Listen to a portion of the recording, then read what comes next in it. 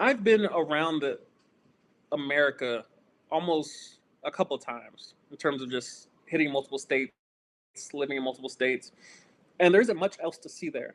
I've seen a lot of it, if not all of it. And there comes a point where you just want to see something different. Now, I'm not saying I will never come back to the U.S., but I just, first of all, once you experience certain things, it's just difficult to go back. I'm not saying that any place I've been to, including Costa Rica, is better than the U.S. But it's just different. So like when I have my balcony door open all day long, and the temperature in my house is 65, 64, 60. It's 60 degrees. It's perfect temperature year round, and it costs less.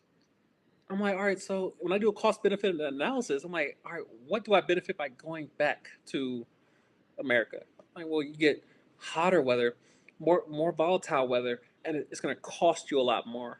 But you get to speak English. I'm like, that's one benefit. I mean, English is good, but I can go to Europe.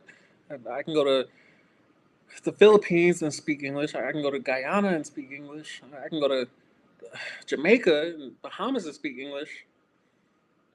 Why would I want to go back to America just for the?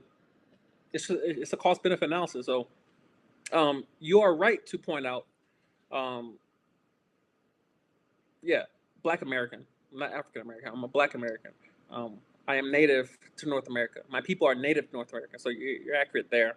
But yeah, it's just hard to kind of unsee certain things. And purchasing power is a big thing where, I can't find five good reasons to live in the U.S. when I can get the same amenities, if not better, living outside the U.S. for much less. For much less. So yeah, it's a whole thing.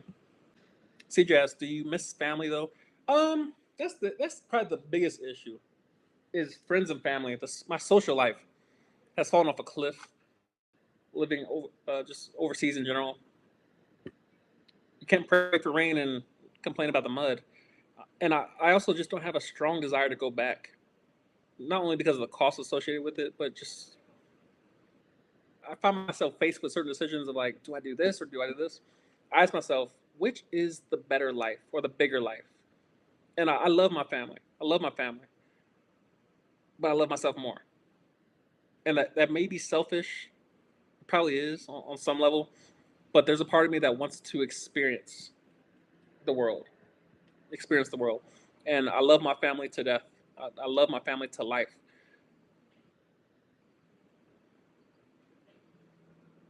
But yeah, I'm choosing me. I'm choosing me. And so when it comes to living I get one life on this earth. I get one life on this earth. I would rather die knowing I went out and explored the open world.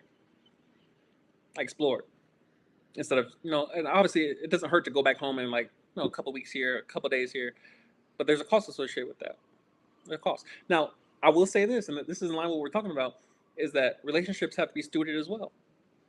And so there's a tangible, there's an actual cost to me choosing to explore the world versus going home and sharing a Thanksgiving dinner or Christmas dinner with family. There's a cost to that. There's a cost to that, and so relationships have to be stewarded as well. Anything you don't manage is lost. Anything you mismanage will be lost, and that includes people and relationships. And so I have to be aware of that as well. That every choice I make there's a cost associated with that. There are trade offs that we all have to make. And so I'm not saying that it will always be that way. Where I'm always there's always so much to the world that you can see before it just kind of gets redundant. Like Costa Rica, Panama, Guatemala, Dominican Republic, Costa Rica, they're all kind of similar. There isn't much there isn't that much difference. You go to the United States, you go from Colorado to Arkansas to Mississippi to New York to California. They're all kind of similar. They're all unique. They're all unique, but they're all kind of similar. And so I've noticed that just with my little bit of traveling, my 10 countries under my belt, is that there aren't that many things to see. There aren't that many things to see. You can only go see attractions so much before it just kind of it's too much.